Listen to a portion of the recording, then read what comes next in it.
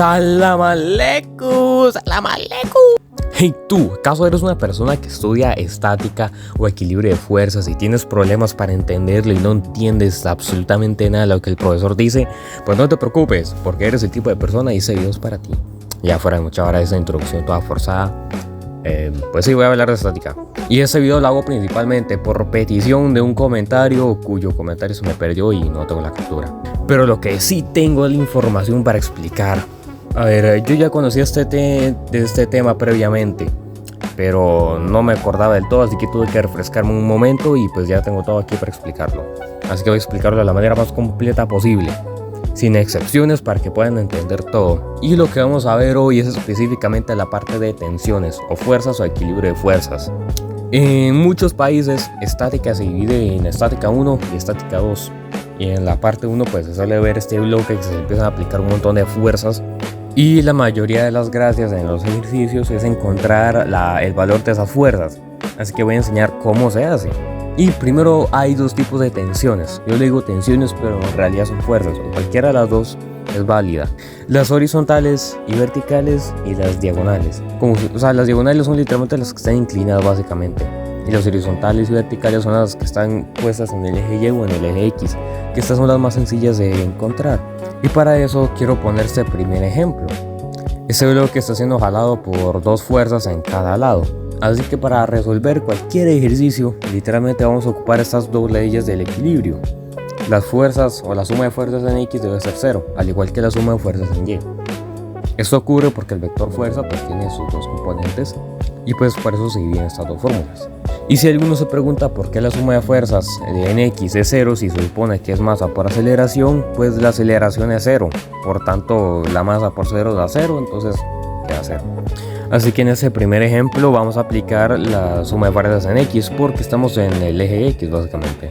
La suma de las fuerzas del lado izquierdo va a ser la misma que la del derecho, así que planteamos la ecuación. Y nos queda esta de acá. Esto ya es muy fácil de operar. Aquí les dejo la expresión despejada por si no quieren despejar. Y el resultado es este, 90 newtons.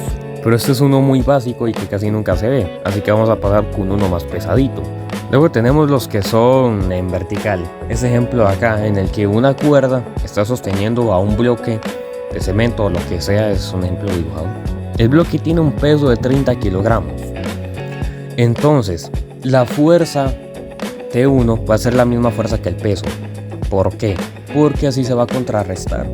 Eso sale directamente de aplicar la ley. La fuerza 1 está jalando hacia arriba, por lo que es positiva. Y la fuerza del peso jala hacia abajo, por lo que es negativa. Entonces queda T1 menos P. Y eso pues eventualmente queda que T1 es igual a P. P es el peso, así que solamente queda calcular el peso a la caja, que es simplemente 294 newtons, si aplicamos el valor de la gravedad. Y pues así es como se resuelven los ejercicios, al menos en la parte horizontal, vertical, o sea, cuando es una cuerda recta. Ahora vamos a ir con el jodido, el difícil de verdad, los diagonales. Así que voy a poner este ejemplazo acá, que hay tres fuerzas. Como podemos notar, la fuerza 1 y la fuerza 3 son verticales, o sea, no pasa nada con eso. Pero la fuerza 2 está como inclinada, por así decirlo, y forma un ángulo de 30 grados con ese techo ahí todo raro. Así que para este tipo de ejercicios les voy a dar una guía lo más general posible, con este ejemplo numérico obviamente.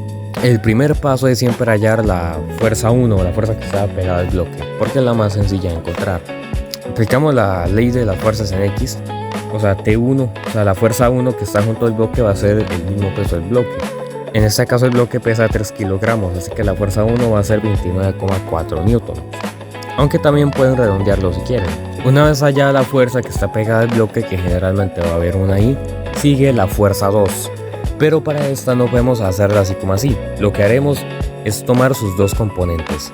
Vamos a ir a un diagrama de cuerpo libre, que un diagrama de cuerpo libre es básicamente un plano cartesiano en el que plasmamos las fuerzas como vectores, de esta manera. La fuerza 2 va a tener dos componentes, un componente en Y y un componente en X, que se escribe de esta manera. Ahora vamos a trazar una línea en esta parte de aquí y se forma un triángulo o rectángulo. En este vamos a aplicar el coseno y el seno para el ángulo, que en este caso es de 30 grados. Entonces quedan estas dos expresiones. Estas dos expresiones se le conocen como las componentes del vector. Solamente debemos pasar a multiplicar a F2 y listo, nos quedan las dos componentes en X y Y expresas en términos de la fuerza original. Estas dos componentes se encuentran para poder aplicar a las leyes anteriores. ¿Cómo? Pues así. Lo que queremos es armar una especie de sistema de ecuaciones muy sencillo. Vamos a aplicar primero las fuerzas en X, esa suma. La fuerza 3 está en X, así que vamos a poder hallarla directamente de esta forma. La fuerza en X está apuntando hacia la derecha, así que va a ser positiva. Y el componente en X de F2 va a apuntar hacia la izquierda, así que va a ser negativa. Básicamente nos queda esa expresión. Para aquel que no sepa, las direcciones dependen del símbolo. Si va hacia la derecha se le coloca como positivo y si va a la izquierda se coloca como negativo. Lo mismo pasa con arriba y abajo. Entonces queda esa expresión para la fuerza en X. Ahora vamos a ir con las que están en el eje Y. Antes que nada, el valor del coseno de 30 tiene este valor de aquí, razón por la que lo cambié en la ecuación anterior. Y el seno de 30 tiene este otro valor. Así que con eso nos queda esta ecuación de F2 y F1. Entonces lo que vamos a hacer, como ya conocemos el valor de F1, vamos a despejar F2. Nos queda esta expresión de aquí. Así que pues, sustituimos el valor de F1, o sea, este producto de aquí nos queda 58,8 newtons. Así que vamos a volver a la ecuación de F3 y F2 para sustituir el valor. Entonces queda eso acá, que solo queda operarlo y meterlo en la calculadora. Y nos queda como resultado 50,92 newtons. Así que este es el valor de las tres fuerzas. Y así es como se hallan. Puede ser complicado al principio, pero es cuestión de adaptarse. Este tipo de ejercicio suele llevar su procedimiento, su cierta parte, etc. Así que para cualquier ejercicio de tensiones, lo que puedo recomendarles es que saquen las componentes en X y en Y, si es que el vector es curvado, o sea, en diagonal, y apliquen las dos leyes del equilibrio, para que así puedan encontrar las fuerzas mediante ecuaciones. Así que eso es todo lo que les puedo decir. Adiós.